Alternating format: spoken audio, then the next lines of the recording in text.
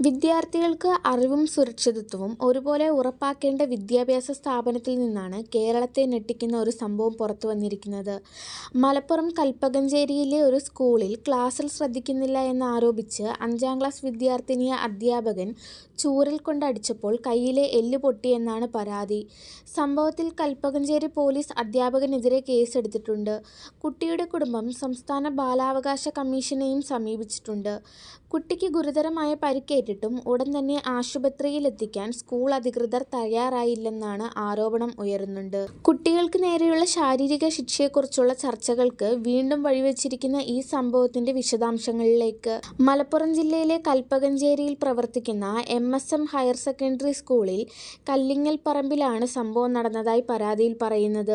5ാം ക്ലാസ്സിൽ പഠിക്കുന്ന വിദ്യാർത്ഥിക്കാണ് ക്ലാസ് മുറിയിൽ അധ്യാപകന്റെ ചൂരൽ പ്രയോഗത്തിൽ ഗുരുതര പരിക്കേറ്റതെന്നാണ് കുടുംബം ആരോപിക്കുന്നത്. ക്ലാസ്സിൽ ശ്രദ്ധിക്കുന്നില്ലെന്ന് പറഞ്ഞ് കണക്കധ്യാപകൻ കുട്ടിയെ ചൂരൽ കൊണ്ട് അടിക്കുകയായിരുന്നുവെന്നാണ് പരാതിയിൽ പറയുന്നത്. അടിയുടെ ആഘാതത്തിൽ കുട്ടിയുടെ കൈക്ക് ഗുരുതരമായ പരിക്കേറ്റു. ഡോക്ടർമാരുടെ നിർദ്ദേശപ്രകാരം കുട്ടിക്ക് തുടർ ചികിത്സ നൽകി വരികയാണ്. സംഭവത്തിൽ വിദ്യാർത്ഥിനിയുടെ കുടുംബം നൽകിയ പരാതിയുടെ അടിസ്ഥാനത്തിൽ കൽപ്പകഞ്ചേരി പോലീസ് അധ്യാപകനെതിരെ കേസ് രജിസ്റ്റർ ചെയ്തു. പരാതിയുമായി ബന്ധപ്പെട്ട് അന്വേഷണം ആരംഭിച്ച പോലീസ് സ്കൂൾ അധികൃതരുടെയും അധ്യാപകരുടെയും വിദ്യാർത്ഥികളുടെയും കുടുംബാംഗങ്ങളുടെയും മൊഴികൾ ശേഖരിച്ചു വരികയാണ്. മെഡിക്കൽ റിപ്പോർട്ടുകളും അന്വേഷണത്തിന്റെ ഭാഗമാകും. ഇതിനിടെ കുട്ടിയുടെ കുടുംബം സംസ്ഥാന ബാലാവകാശ കമ്മീഷനെയും സമീപിച്ചിട്ടുണ്ട്. കുട്ടിക്കെതിരെ ശാരീരിക ശിക്ഷ പ്രയോഗിച്ച സംഭവത്തിൽ സമഗ്ര അന്വേഷണം നടത്തി ഉത്തരവാദികൾക്കെതിരെ ശക്തമായ നടപടി സ്വീകരിക്കണമെന്നാണ് കുടുംബത്തിന്റെ ആവശ്യം. സംഭവവുമായി ബന്ധപ്പെട്ട് കുട്ടിയുടെ അമ്മയുയർത്തുന്ന മറ്റൊരു ഗുരുതര ആരോപണവും ശ്രദ്ധേയമാണ്. കുട്ടിയുടെ കൈക്ക് ഗുരുതരമായ പരിക്കേറ്റിട്ടും സ്കൂൾ അധികൃതരോ അധ്യാപകരോ ഉടൻ ആശുപത്രിയിലെത്തിക്കാൻ തയ്യാറായില്ലെന്നാണ് അമ്മ പറയുന്നത്.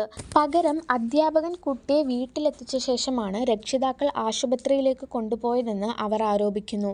ഈ ആരോപണങ്ങളും അന്വേഷണത്തിന്റെ ഭാഗമായി പരിശോധിക്കുമെന്നും പോലീസ് അറിയിച്ചു. സംഭവം പുറത്തുവന്നതോടെ വിദ്യാർത്ഥികൾക്ക് നേരെയുള്ള ശാരീരിക ശിക്ഷ വീണ്ടും പൊതുചർച്ചയാകുകയാണ്. കുട്ടികളുടെ അവകാശങ്ങൾ സംരക്ഷിക്കുന്ന നിയമങ്ങളും വിദ്യാഭ്യാസ വകുപ്പിന്റെ മാർഗനിർദ്ദേശങ്ങളും പ്രകാരം വിദ്യാർത്ഥികൾക്ക് ശാരീരിക ശിക്ഷ നൽകുന്നത് അംഗീകരിക്കപ്പെടുന്നില്ല. പഠനത്തിൽ പിന്നോക്കം നിൽക്കുകയോ ക്ലാസ്സിൽ ശ്രദ്ധക്കുറവ് കാണിക്കുകയോ ചെയ്യുന്ന വിദ്യാർത്ഥികളെ കൗൺസിലിംഗ്, പ്രോത്സാഹനം, മറ്റ് വിദ്യാഭ്യാസപരമായ മാർഗങ്ങൾ എന്നിവയിലൂടെയാണ് മുന്നോട്ട് നയിക്കേണ്ടതെന്നാണ് വിദഗ്ധർ ചൂണ്ടിക്കാട്ടുന്നത്. കുട്ടികൾ ഭയമില്ലാതെ പഠിക്കാനുള്ള അന്തരീക്ഷം സൃഷ്ടിക്കുക എന്നത് ഓരോ വിദ്യാഭ്യാസ സ്ഥാപനത്തിന്റെയും ഉത്തരവാദിത്തമാണ്.